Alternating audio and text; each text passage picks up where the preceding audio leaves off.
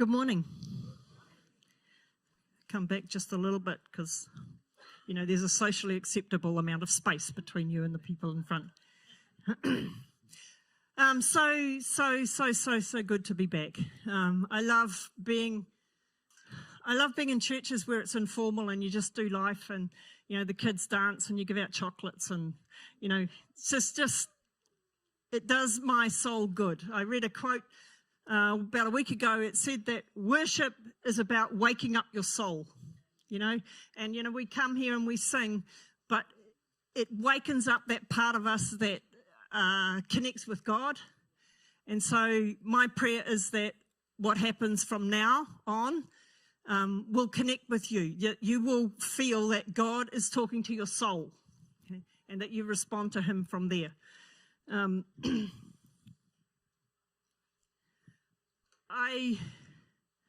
We're going to hear from Tai in a minute. Tai and Ria are here from Flame in Cambodia. They're awesome people. It'll be great if you can get to know them a little bit after church.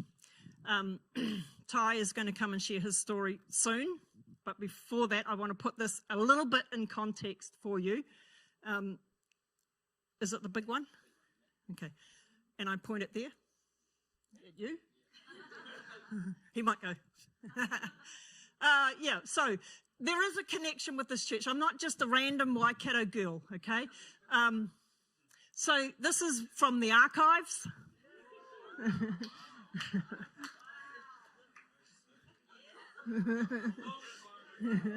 I could move on now, or we could just stay here and laugh for a little bit. This is 20 years ago. Yeah, 20 years ago. Graham and Sue and I, we were neighbours in Tiamutu. We went to the same church and we went to Cambodia and served there for 11, 13, how many years? 14 years. And we changed a little bit. Mike has already told me this morning that your hair is not the same colour that it used to be, which I'm grateful for, because orange hair is really just wrong. Particularly when you put it with particularly when you put it with green pants and a green shirt. Anyway, moving right along. The other connection with this church is with Chris and Jackie. Chris is on our board and he's a deeply valued member of our board. I love that man. He asks great questions and he really helps us to go deeper organisationally so that we can go wider with the impact that we have.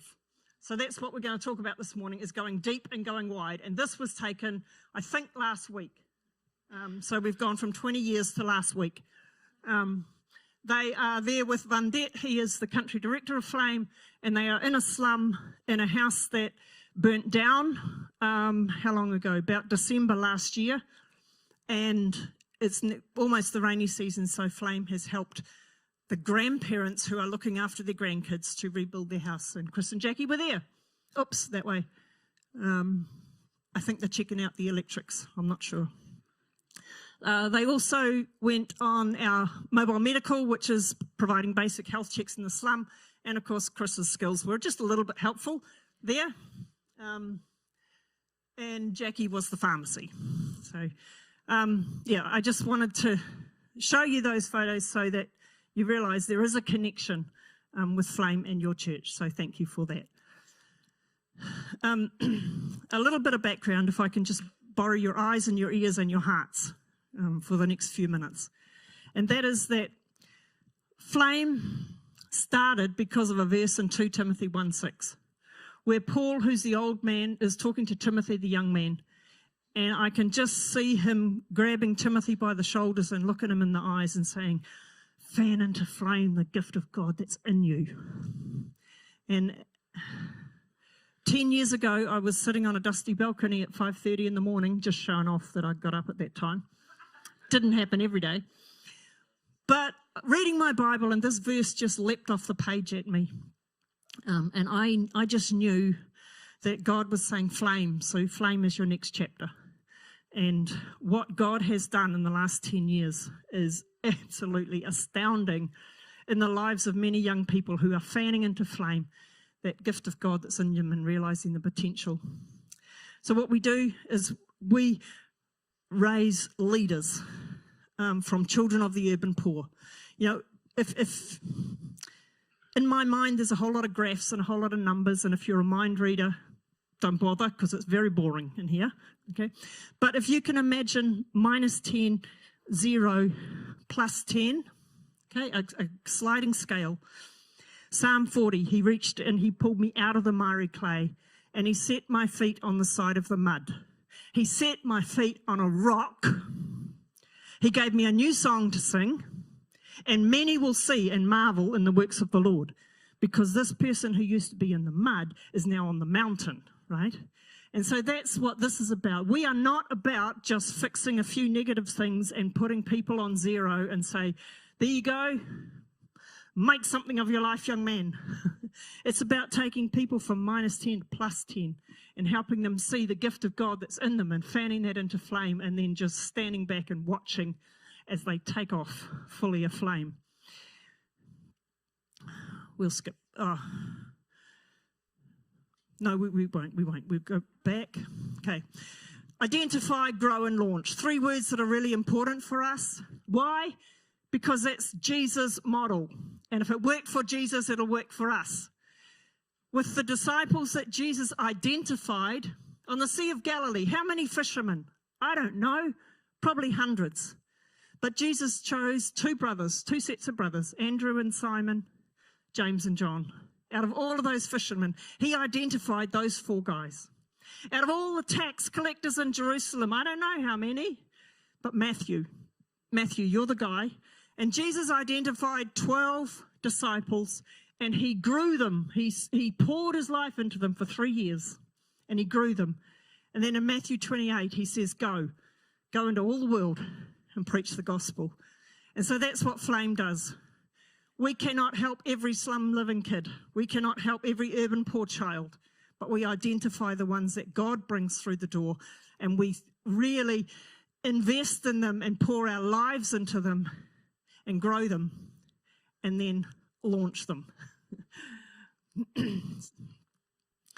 This man, Van Det, is incredible. He's a gift of God to us. And on February the 10th, 2020, before we knew what was coming in 2020, we installed him as country director of Flame. And I'm going to use you again. But it was a very emotional day for me, not because I was handing anything over, but because I was seeing who God was bringing to Flame. And I was so excited about where this organization was going to go because of the caliber of the man that God had brought to us. And so on that day, we sat in a little Cambodian church with all of Flame staff and a few extras and Van Det's wife and some others. And he stood in front of me. The tears were running down my face, which for those who know me is nothing unusual. But I put my hands on his shoulders and I looked in his eyes and I just said to him, Van Det, your job is to be the man of God that God has called you to be. Your second job, Van Det, is to be the husband and the father that God has called you to be. And his wife was standing right there. And I said, your third job, Van Det, is to lead Flame. Be the leader that God has called you to be in Flame. In that order. Do not get them out of order. God first, family second, Flame third. And that's how he has led Flame. And Flame has just gone nuts over the last few years. And for those of you who like numbers, we are on track to influence and impact over 2,100 children, teenagers and young adults in 2025. And I just shake my head at what God has done, is doing and will do in their lives. And it's because of following God's prompting. Last time I was here I am at your service, totally present to you. It's just following the next, here I am, here I am, here I am. So I really encourage you to listen for God, listen to God, and just do the next thing that he puts in front of you, because who knows where it will lead.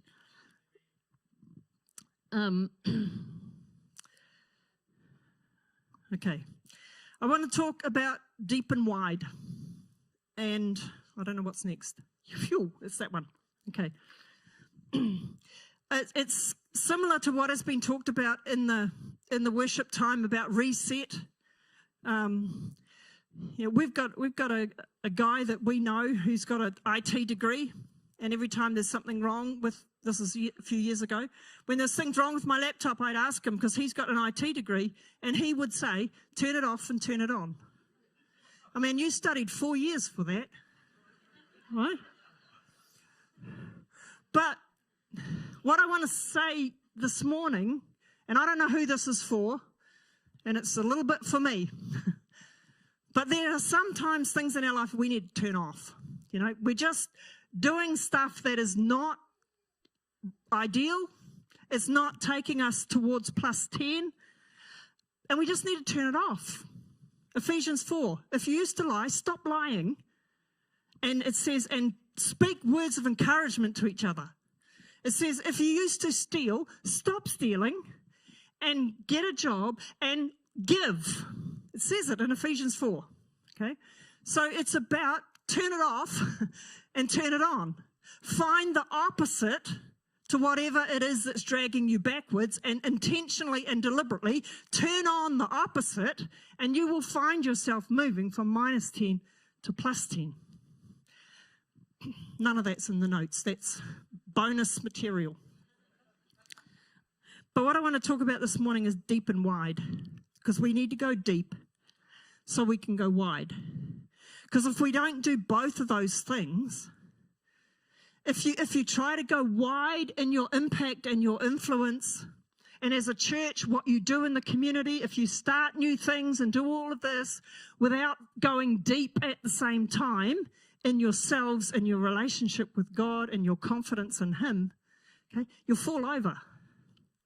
Flame has been in a period of incredible growth, numbers-wise, and we have had to manage how wide we go and make sure we go deep and wide. Because if we go wide, it'll kill us. If we keep going wider and wider and wider and wider. Okay? So it's deep and wide. Because that's what Jesus did. He said, when He called His disciples, He said, follow me. Okay? Do what I do. Go deep. Follow me. Be mentored by me. And then go into all the world. And as we're coming up to Easter, and I was thinking about this morning, Gethsemane, which was kind of this weekend for us. Gethsemane was about Jesus going deep in His relationship with His Father when He said, not my will, but yours be done. Calvary was about going wide, because Calvary is for all of us. And we get to experience the benefits of Calvary because Jesus went deep at Gethsemane. Okay? It's deep and wide. Right? Next weekend, okay, Friday, when Jesus was dying on the cross, He was so connected with His Father to the point where when that connection was broken, it broke Him. And Jesus was deeply connected to His Father. And on Sunday, Easter Sunday, you see it wide. The tomb is open, and this salvation is for the world. It's for the Jews and the Gentiles. This is for everybody, because Jesus went deep and then He went wide. And that's our model, right? We do the same thing. We go deep and we go wide. Not just one of those things. There's the discipleship, okay? I don't know if this church has a discipleship program where you study about the Bible and you study God's Word and you get to know God.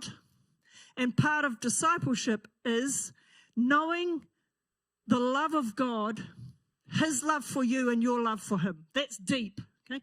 And when you're anchored there, then part of discipleship is that you go out into the community and you share your faith with people, but you do it from a place where you've gone deep first. You do it from a place of confidence and security that you are my God, I am loved by you, I'm a child of God, and I'm called and chosen, and from that deep place of identity, I'm going to go.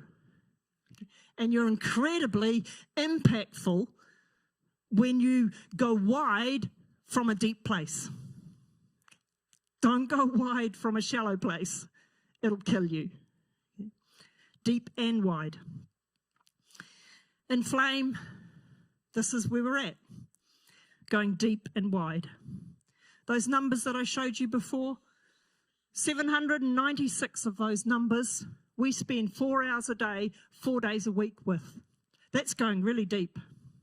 And at some point, those students sit grade 12 and they become university students, and then they start giving back into their communities. And Tai's going to tell you about that in a minute. Tai, I'm going to stop. You okay to come?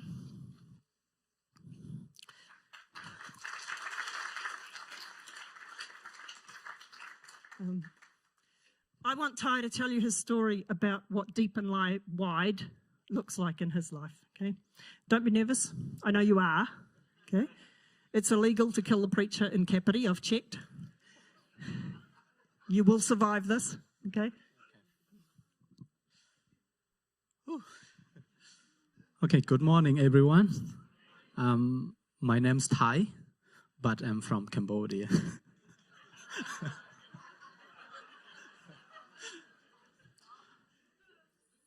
Okay, so I will go straight to my story now. I'm a bit nervous. Okay, I was born in the border of Thailand, and my father is from Thailand, and my mom is from Cambodia. But our family was separated in that years that I was born, 1990. So I and my mom and my elder sister and my grandma, we moved back to Phnom Penh. And my father goes back to Thailand, and I never seen him since that time. So this picture is my sister took it from where we used to grow up in the slum area in Phnom Penh.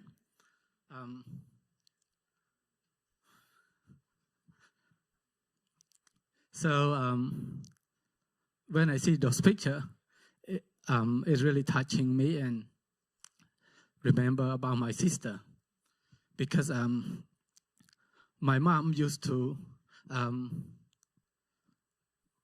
sold us to different family, and my sister really worked hard for them.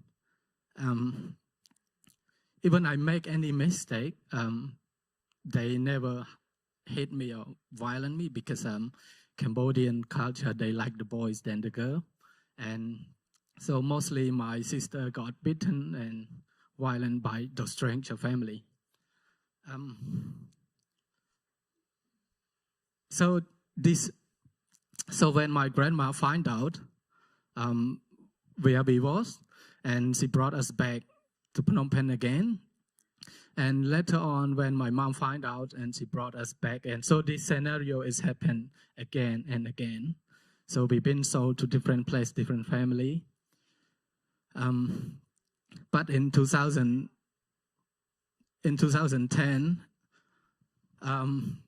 no, not 2010, sorry, 2000, because in that years my mom's passed away because of the brain cancer in that years. And so my grandmom, she can't afford to raise us anymore, and I moved to live with my auntie, and she brought us to the church in that slum. And the church, they provide the rice pack. So we go to the church because of the rice pack. So thanks to the rice pack. And so the pastor saw that, because my auntie lied to the pastor that because he got 3 kids plus us 2, totally 5 children, and she lied to the pastor that she is the widow actually, yes, true, but 5 kids with her. So the pastor said, "Oh, I know one organization. It's called Hagar. It is the orphanage, and in that time they have the women's shelter. So we moved to live in women's shelter for a year, and then the organization, they find out she's lying. I and my sister not her kid. So we separate again, and I moved to live in the orphanage. And in 2002, there is the photo. The year that I become Christian, thanks to the worship team in that year, when my foster parent, they brought me to the church first time. I heard about the Father's love. Sorry. It's hard for me to understand how does the Father look like and how is the Father love.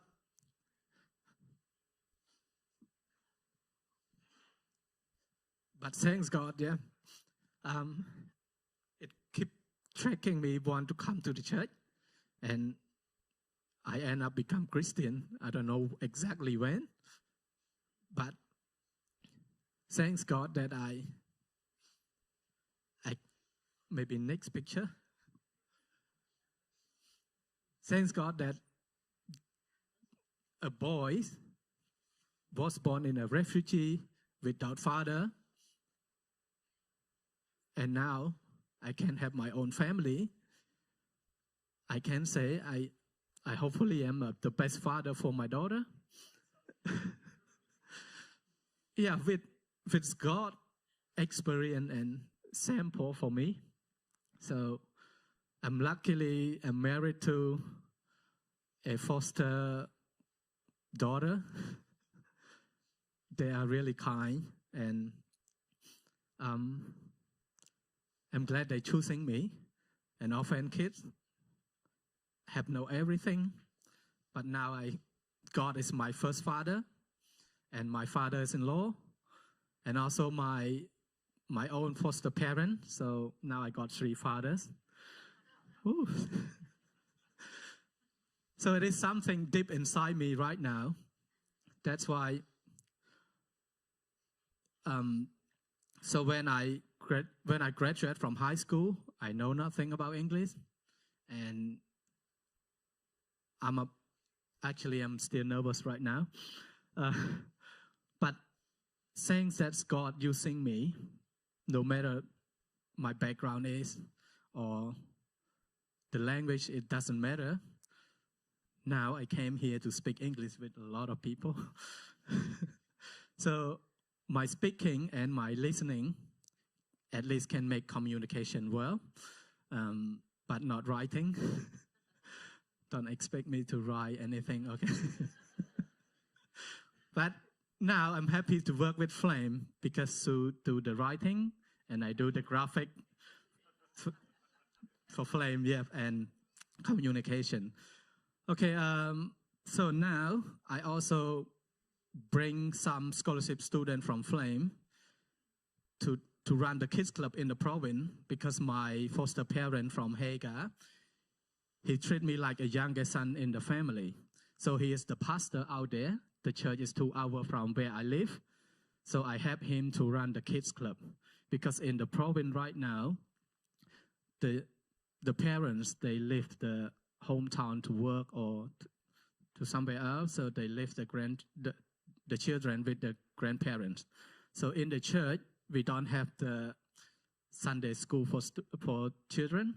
So I and my wife, and I bring along some scholarship students from Flame, come to teach them the Sunday school and also some life skill, and at least to show them that my life been changing because of God and education.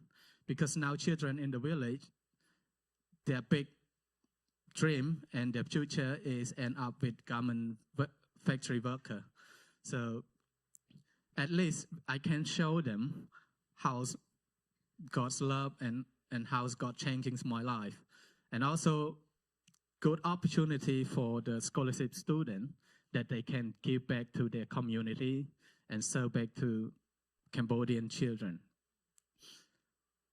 And also, yes, here's the picture from the church. And maybe another one, is there in it? Okay, it is the last one, I guess. Okay, so now I really feel blessed, and I think I am deep inside. I mean, God is deep inside me, and I can go wider with what God put into me, and with God blessing. And I hope my story is with you all, and you can think about deeper and wider, maybe wider to Cambodia. Okay, sorry, I'm a bit nervous, honestly, yes. And actually, I think I want to share more, but I don't understand. I mean, I'm not sure what to talk more. Maybe coffee time, you can asking me question, okay? I love to answer. Okay, thank you.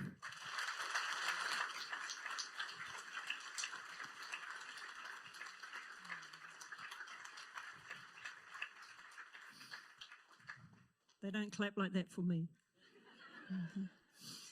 But I just, it's so powerful, right? When you can feel the heart of someone who's gone deep and wide. Because it takes a lot of work to work on your identity. And as an orphan boy who was sold by his mum, okay, that messes with your identity. But for Tai to do the hard work and to connect with God, you are my father.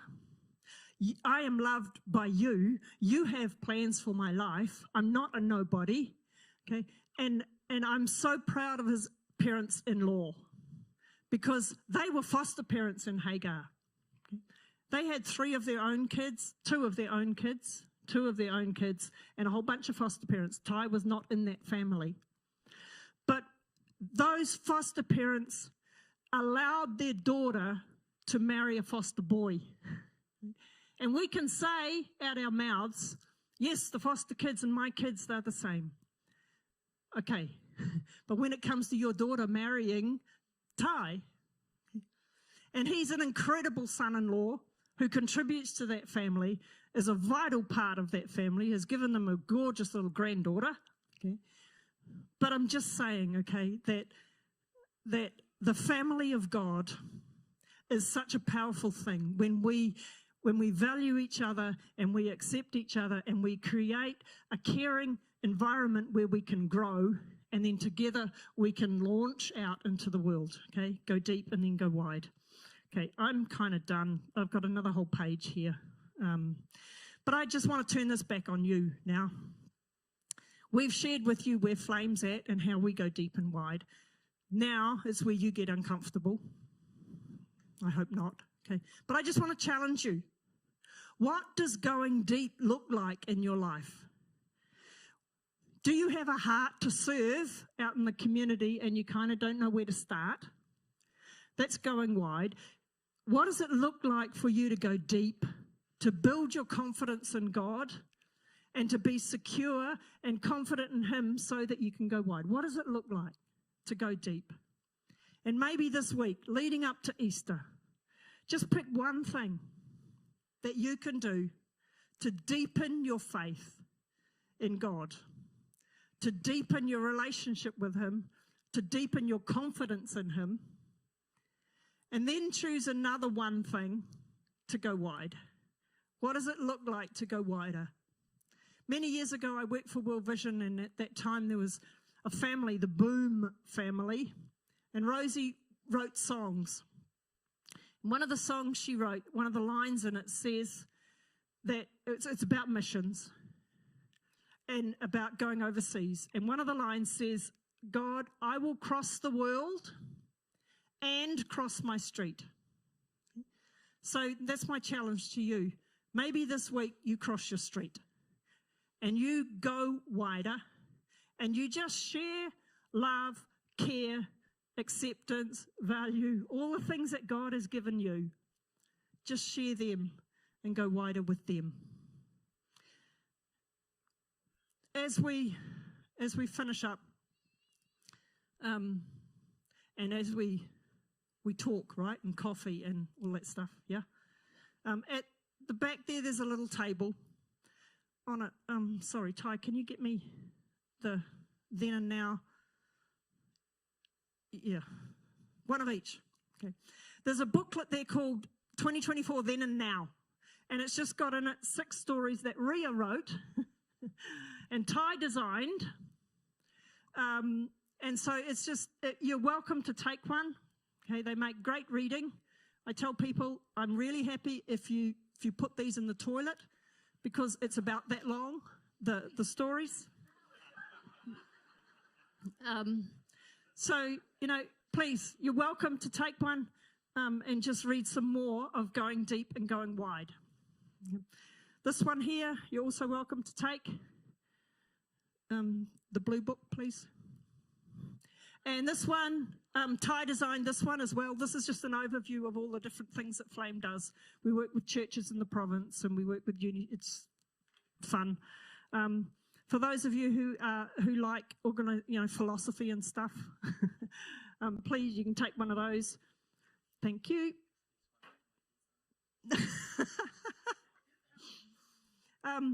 This one was a fun one to write, okay? It's about our Christian identity because in a country like Cambodia, when you say we are Christian, that's a little bit fuzzy. And so it was so much fun to really think about when we say we are a Christian organisation, what do we mean and what does it look like? And as churches, everybody knows this is a Christian organisation.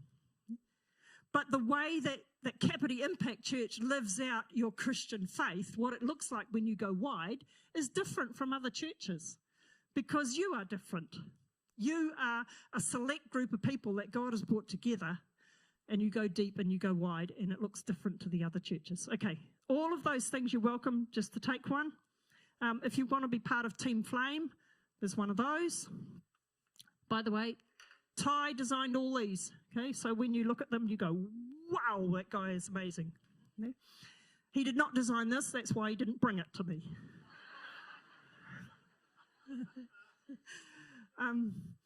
But this is a book that I wrote. Woohoo! It's got mistakes in it. I was sick of editing it, so we just pushed print, okay?